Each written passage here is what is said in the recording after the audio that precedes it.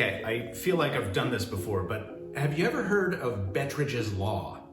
It's a journalism maxim which states that any headline that ends in a question mark can be answered by the word no.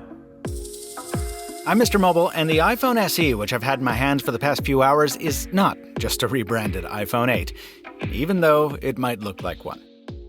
Let's see all the ways Bettridge's Law holds true in this first look.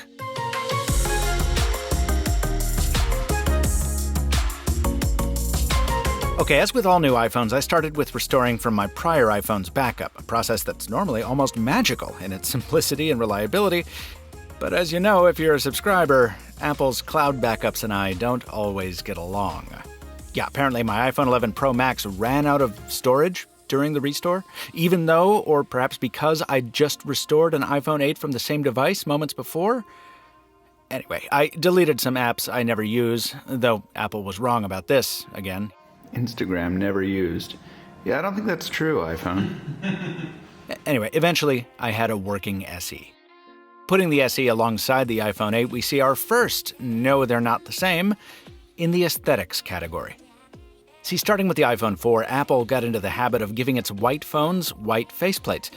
But because the LCD panels it uses can't be made anything but black when off, I've always thought it looked goofy. So I'm very glad to see the SE bring back the black front glass to the white version. Combined with the brighter white finish, the centered logo, and deleted watermark, the iPhone SE, I think, wins the looks contest. Unless you want gold. On the SE, that colorway has been replaced by the product red version, a portion of whose profits contribute to COVID-19 relief. Nice. Here's the second no. Internals. No, I'm not talking about the processor, though we'll come back to that in a second. I mean the available dual SIM support on the iPhone SE. That means you can have two numbers on the same phone, or you can use two carriers when you travel for more competitive data rates. The iPhone 8 can't do this. The third no is not a surprise, but it's also kind of a shame. 3D Touch is gone.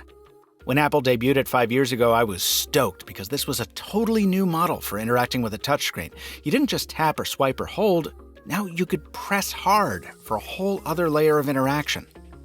But Apple eliminated this from the iPhone 11 family and now the SE as well. You can still get context-sensitive menus by holding for longer, but the added versatility of force touching is no more. That's still no reason to hold on to the 8, though, because the next big no is the camera. Those portrait mode shots that are occasionally fun, the iPhone SE has them, complete with portrait lighting effects, but the 8 does not. Same with smart HDR, red-eye compensation, more stabilization, and dynamic range options when you're shooting video. Even after an hour, I can tell you, the SE has a much better camera. Got a life form rating in here. Ooh, looks like a fruit bat. We don't want any of those. This is why you care about the new A13 processor in the SE versus the older silicon of the iPhone 8, folks. It's not about smoothness or raw numbers, it's about the features that new processor enables.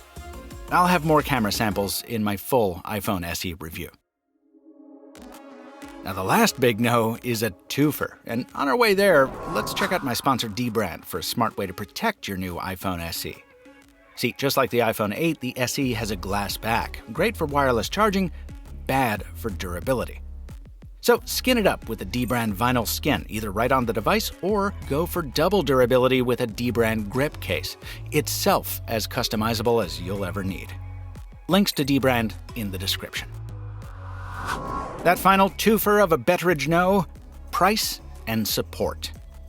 That used iPhone 8 I scored on Amazon for $258, substantially cheaper than the iPhone SE's starting price of around $400, yes. But folks, the iPhone 8 is 2.5 years old. If you buy the SE instead, Apple has a really great track record. You'll probably get iOS updates for 5 years from today. That's not nothing. That's one of the big reasons I usually advocate buying new devices versus reduced price old ones. And when you fold in the camera and feature improvements, the SE is the better buy in the long run. Even though, yes, it is more expensive. Let me know what you want to know about the iPhone SE. Drop your questions in the comments and be sure you're subscribed to the Mr. Mobile on YouTube so you don't miss that full review coming soon. In the meantime, Lori Gill has a great review up at iMore. I will link that in the description. Until next time, thanks for watching.